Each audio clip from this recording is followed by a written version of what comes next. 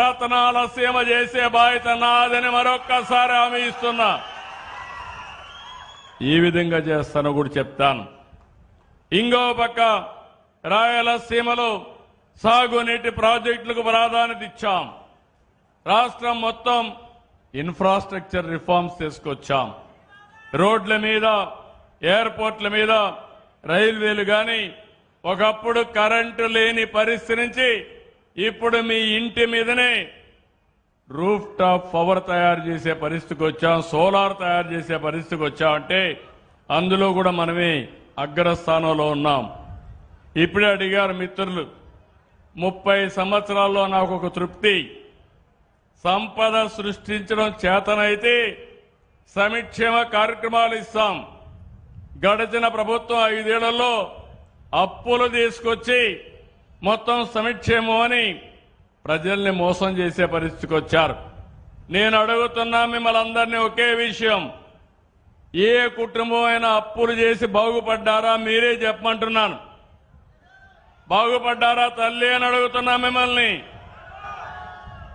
అప్పు చేసి పప్పు కొడి తింటే ఏమవుతుంది? చెప్పే మిగులుతుంది. అవునా కాదా? కానీ ఆదాయాన్ని పెంచి అభివృద్ధి చేసి అందులో పేదవాళ్ళని ఆదుకుని మళ్లీ అభివృద్ధి చేసి ఎప్పటికప్పుడు పేదవాళ్ళని ఆదుకునే విధానానికి నేను శ్రీకారం చుట్టాను. హైదరాబాద్లో నేను ఐటీ అంటే అందరూ ఎగతాళి చేశారు, హైటెక్ సిటీ అంటే ఎగతాళి చేశారు.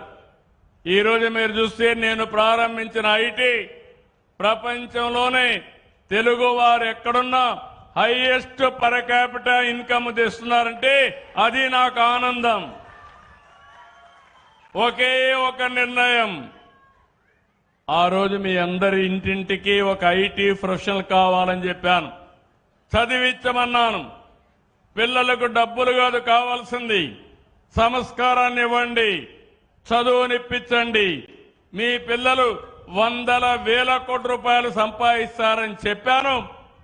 ఈరోజు ప్రపంచంలో ఏ దేశానికైనా వెళ్ళండి, మంచి పాష్ లొకాలిటీకి వెళ్తే అక్కడ గట్టిగా తెలుగులో మీరు మాట్లాడితే ఒక కేక ఇస్తే 100 మంది గ్యాదర్ అయ్యే పరిస్థితికి వచ్చారు. అంటే తెలుగువాడు ఈరోజు ప్రపంచం మొత్తం అన్ని దేశాలకు వెళ్లే పరిస్థితికి వచ్చారు. హైదరాబాద్ నగరం ఉంది, 30 ఏళ్లు ఈరోజు ఒక విశ్వనగరంగా తయారయ్యే పరిస్థితి వచ్చింది. ఆ రోజు ఒక విజన్ చేశాం, ఆ రోజు ఒక ప్రాధాన్యత ఇచ్చాం, సైబరాబాద్కి నాంది పలికాం. ఈరోజు హైదరాబాద్లో ఇవన్నీ కూడా పనిచేసి బాగా ముందుకు పోయే పరిస్థితికి వచ్చారు. నేను ఆ రోజు ఆడబిడ్డల కోసం డాక్రా సంఘాలు పెట్టాను. ఏం తల్లి జ్ఞాపకం ఉందా మీ అందరికీ? అప్పుడప్పుడు మర్చిపోతూ ఉంటారు, మళ్ళా కష్టాలు కొని తెచ్చుకుంటాం. ఇంకో పక్క వైకుంఠ పాడ ఆడతాం, పైకి ఎక్కడం, మళ్ళా కిందికి పడడం, మళ్ళా నేను అభివృద్ధి చేయడం, ఇంకొకటి వచ్చి జడగొట్టడం. ఈసారి మాత్రం జరగడానికి వీలు లేదు.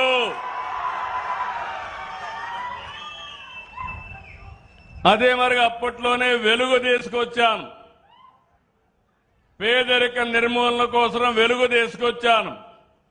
డాక్రా సంఘాలే కాదు, సాగునీటి సంఘాలు తీసుకొచ్చాం, స్వయం సహకార సంఘాలను తీసుకొచ్చాం. ఇలాంటి అనేక కార్యక్రమాలు తీసుకుని మనం ముందుకు పోయాం. ఈరోజు మీరు చూస్తే ఈ యొక్క 30 సంవత్సరాల్లో మనం ఏవైతే చేశామో, విభజన జరిగిన తర్వాత కొన్ని కష్టాలు వచ్చాయి. 2014లో 2 రాష్ట్రాలుగా విడిపోవడం, మనకు ఆదాయం తగ్గడం.